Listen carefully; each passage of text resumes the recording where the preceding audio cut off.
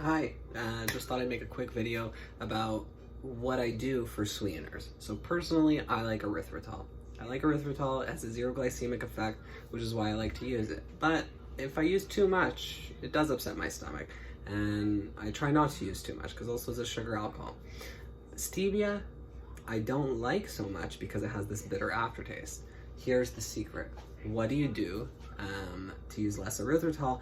So what I do is if I'm making like a small dish for myself, I usually add 1 or 2 drops of stevia, so just a little bit, and erythritol. The erythritol cancels out the bitter aftertaste from the stevia, and the stevia allows to add sweetness without using as much erythritol. So that's my preferred method. My wife also does keto and she prefers xylitol. Xylitol is also good, it's just not zero glycemic, so you can't like completely cancel out all the carbs from it, though it is pretty low.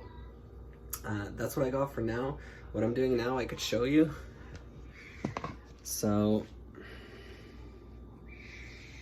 what I'm doing here is, it's not mixed up now, but I added for almond powder, a tablespoon of MCT oil, that's cocoa powder underneath, erythritol, and 2 drops of stevia, and a bit of salt. So I'm just gonna mix that up. And these are like quick, like when what I'm doing now is I'm making lunch for work for the next day, and I need something quick. I want something sweet to eat while I'm working. So this is like a quick thing. I'm just gonna stir it up, kind of spread it, mush it together. And yeah, it's good because it has not very many carbs from almond flour, and it's just it's 30 grams of almond flour, so it's just like a couple carbs. And the MCTs are good for ketone production because they go straight to the liver and don't need to be metabolized further, just go straight to be broken down for fuel.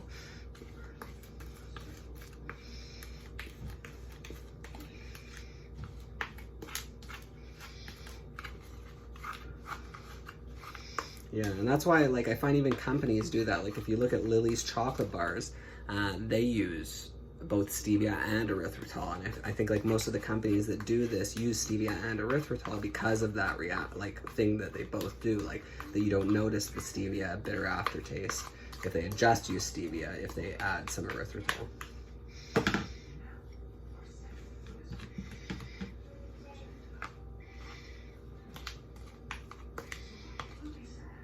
So the result of this dish is it's just like this. It ends up being like a cookie dough sort of consistency. It gets a little bit, if you do it with coconut oil, it gets more crumbly. With MCT oil, it's more of like a cookie dough sort of consistency. So it's really like a nice treat. It's just like a chocolate cookie dough to have during work, and that's like, yeah, just a tasty treat to have. The other things I'm taking for work tomorrow, so I don't have greens. Usually I like to take a salad, some treat like this, with some sort of protein also, like a meat. I left it, depending what I made the day before, so maybe it'll be meatloaf or chicken wings.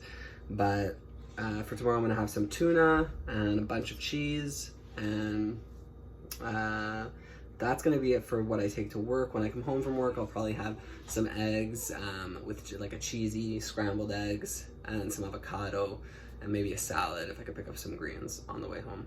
Anyways, just thought I'd share that information with you. Thanks. See you next time.